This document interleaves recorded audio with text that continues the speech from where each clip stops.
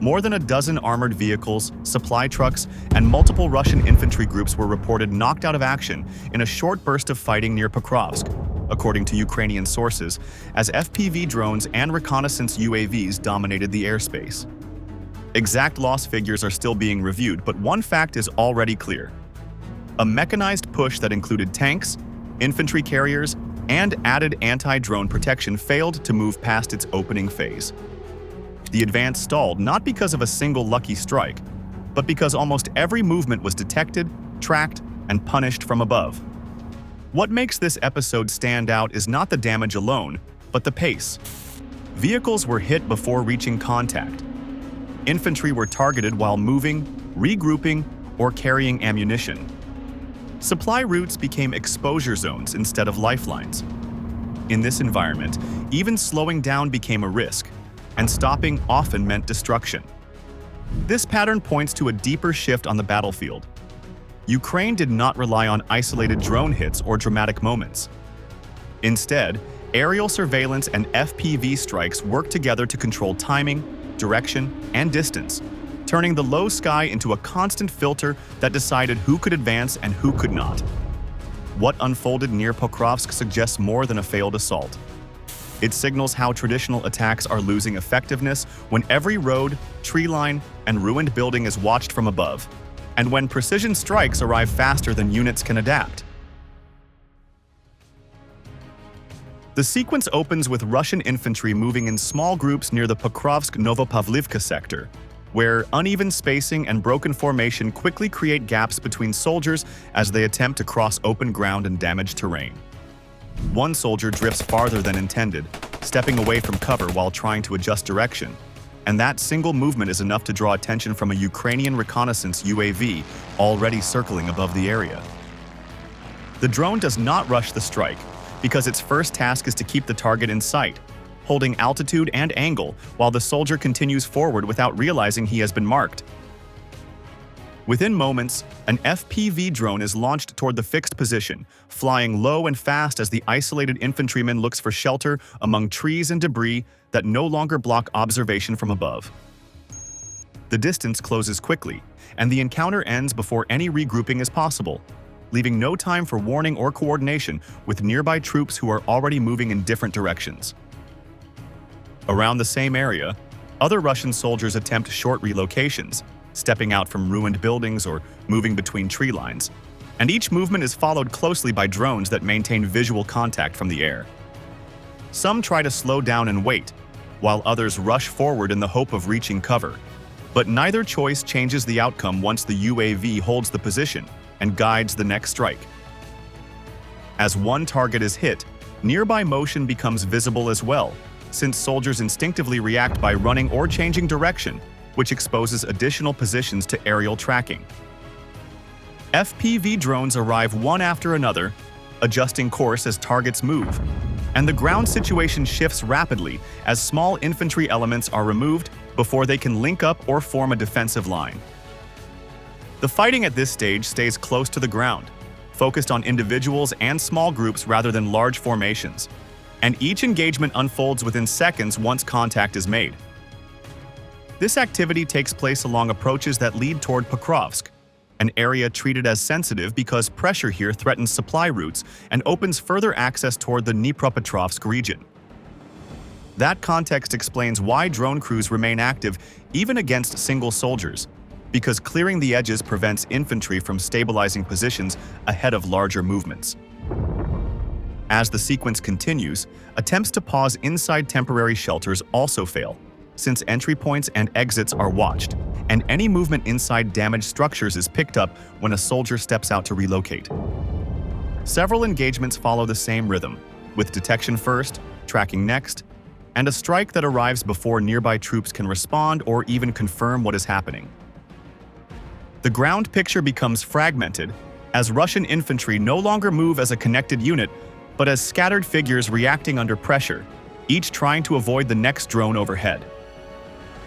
No clear front line is visible at this stage, only a series of short, sharp encounters that remove manpower piece by piece, while the surrounding area remains under observation. By the end of this phase, The result is not measured by territory gained or lost, but by the absence of organized movement, as infantry presence thins out and coordination breaks down before heavier forces come into play. What begins with one soldier losing contact turns into a wider clearing action, where movement itself becomes the trigger for engagement and the opening rhythm of the battle is set by drones rather than by troops on the ground. The second phase begins as Russian forces shift from scattered infantry movement to a concentrated mechanized advance near Pokrovsk, with tanks and armored vehicles moving together along defined routes toward Ukrainian positions. The column forms with infantry carriers following close behind heavier armor, engines running continuously as crews push forward to cross open ground before contact can fully develop. According to information cited by Reuters, Ukrainian sources describe this as an unusually large mechanized effort inside the Pokrovsk area, involving around 30 vehicles rather than the smaller probing movements seen earlier. As the vehicles advance, Ukrainian reconnaissance drones are already overhead, holding position and tracking direction while the column moves through exposed sections of road and damaged urban edges. FPV drones begin to appear shortly after, flying low and approaching from multiple angles as the mechanized group continues forward without breaking formation at first. The first impacts occur near the front of the column, striking vehicles that are leading the movement and forcing crews to react immediately under pressure. One vehicle slows after being hit, and those behind are forced to adjust speed and spacing as dust and debris spread across the route. Several carriers shift slightly off the road in search of cover, while others brake to avoid collision, and the original alignment of the column begins to loosen. FPV drones continue to arrive in quick succession, targeting vehicles that are no longer moving at the same pace as the rest of the group. As the advance stretches out, individual vehicles become separated by short gaps, and each gap draws more attention from drones circling above. Infantry inside the carriers are now faced with limited choices, remaining mounted in vehicles that are under threat or preparing to dismount into areas already watched from the air. Additional FPV drones strike from the sides and rear, hitting vehicles that have drifted away from the main body or slowed to navigate obstacles.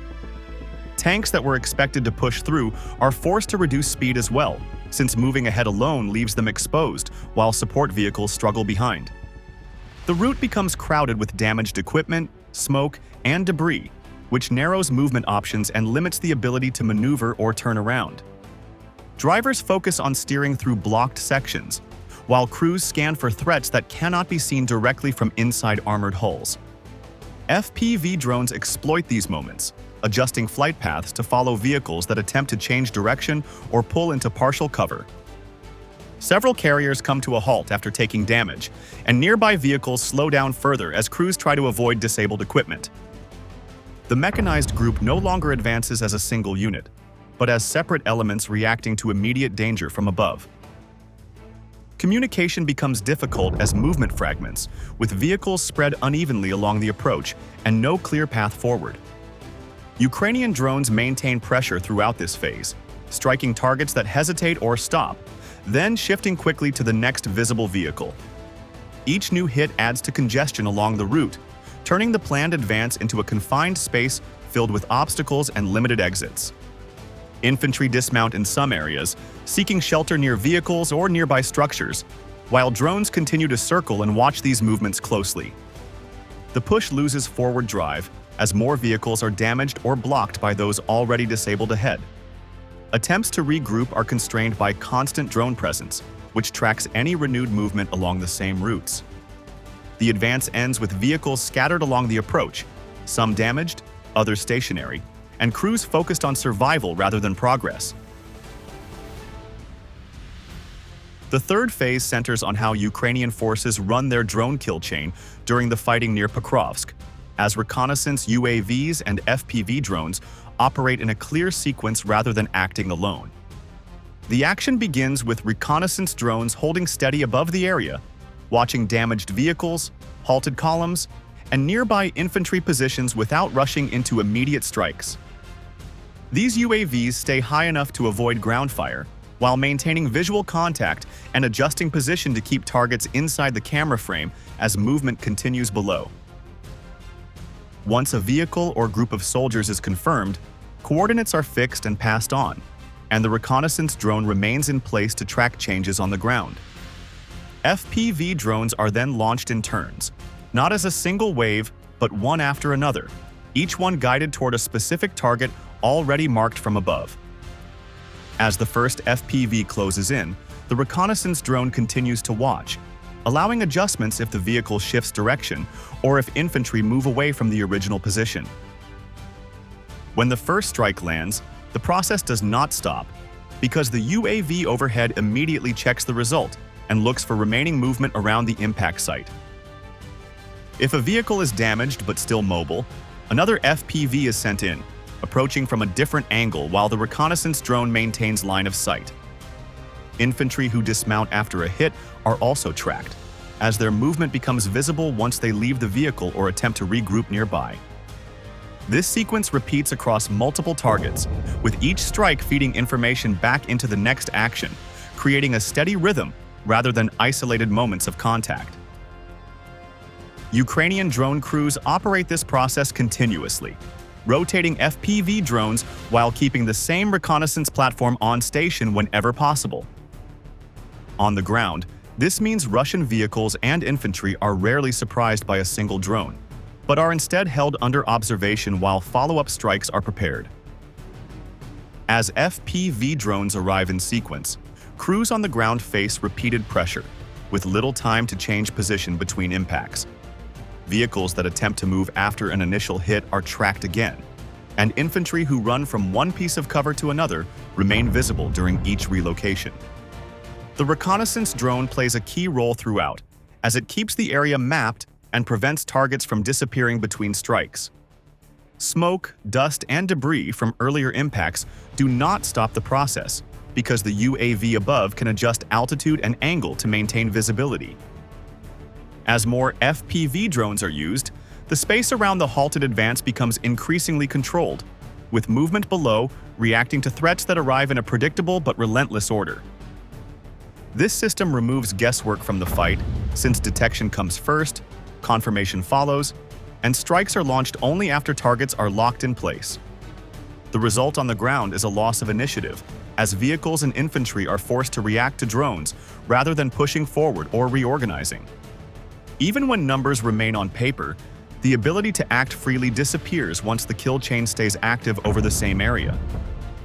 By the time this phase is fully underway, the battle no longer depends on sudden clashes, but on which side controls the sequence of observation and strikes. Near Pokrovsk, that control allows Ukrainian forces to decide when and where each engagement happens, while the mechanized group below remains under constant watch. With armored vehicles damaged or stopped, soldiers dismount and move in small numbers, heading toward nearby houses, temporary shelters, tree lines, and shallow field positions in an effort to stay out of sight. Some slip into ruined buildings through broken doors or collapsed walls, while others drop into hastily dug pits or press themselves against forest edges where branches still offer partial concealment. Ukrainian drones remain active over these areas, circling slowly and watching for movement as infantry attempt to relocate from one hiding place to another. When a soldier steps out of a doorway or shifts position inside a damaged structure, the movement is picked up almost immediately, and the location is held under observation. FPV drones are then sent toward these points, flying low through streets filled with rubble or along the edges of tree lines where infantry are trying to move quietly. Inside the ruins, the damage to buildings limits safe exits, and blocked stairways or collapsed roofs force infantry to move through predictable paths that are already watched from above.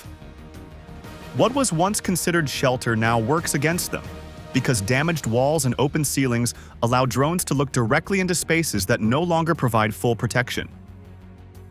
Along the forest edges, similar scenes play out, as soldiers press deeper into cover, then break toward another patch of trees when they sense danger overhead. Each movement creates a brief window where position is revealed, and drones hold that window long enough for FPV strikes to follow. Some soldiers try to remain still, hoping drones will pass over, while others choose to move quickly and accept the risk. But both choices carry danger when observation continues without pause. FPV drones approach from above and from shallow angles, entering courtyards, slipping through gaps between structures, and closing in before soldiers can relocate again.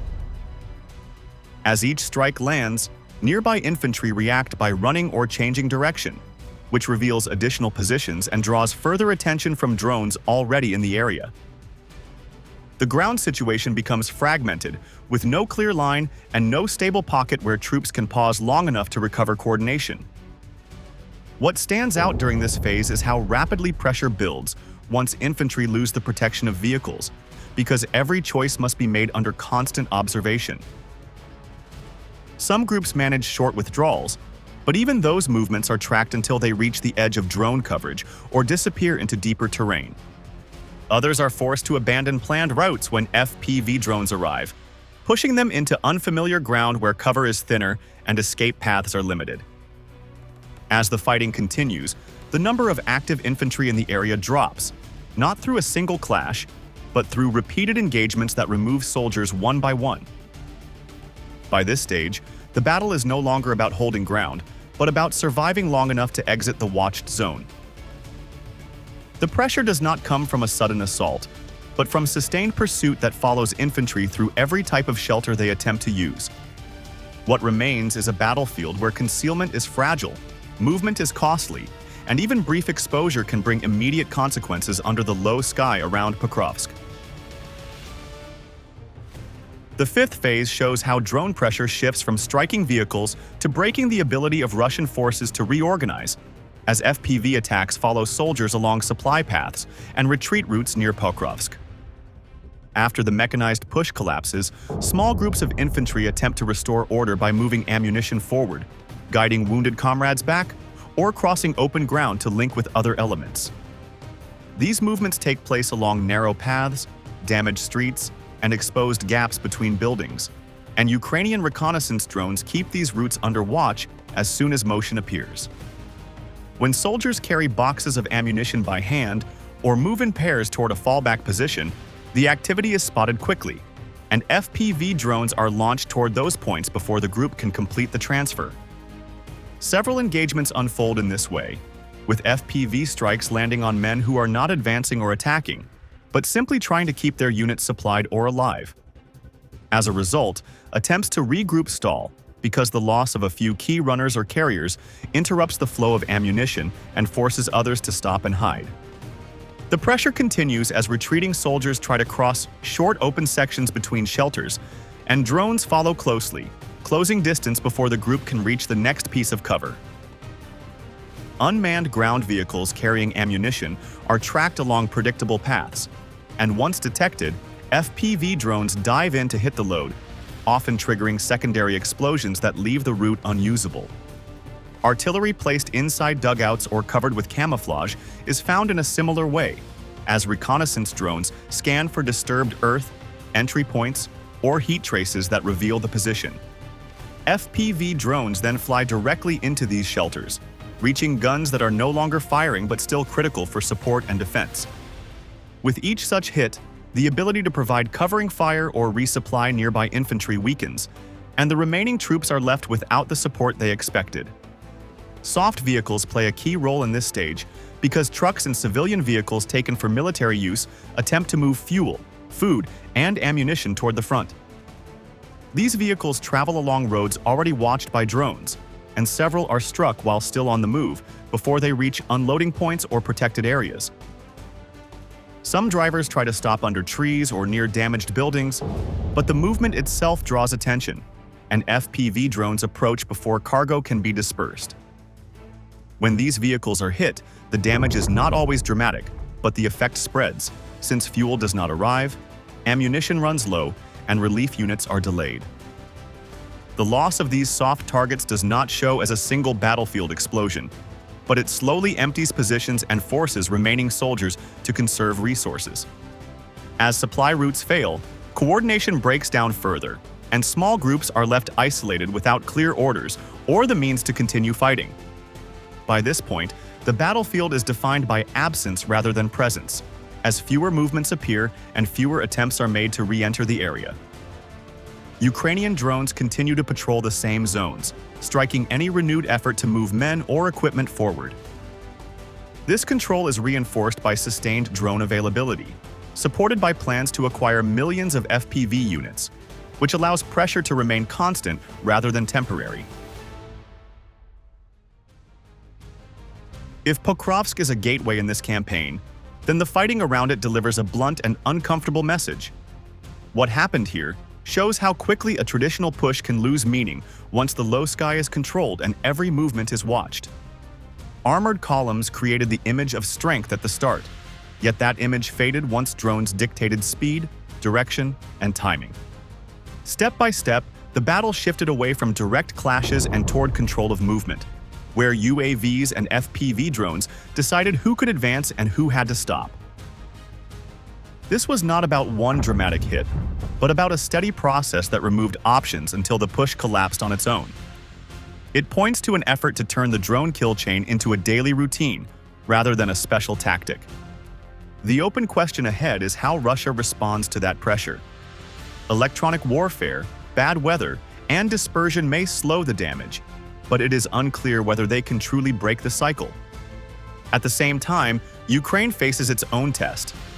Can production, training, and coordination stay strong enough to make moments like Pokrovsk a repeatable standard instead of a one-time success? Share your thoughts in the comments. Like the video and subscribe to Military Force for more clear reporting on real battles, modern weapons, and the politics behind them.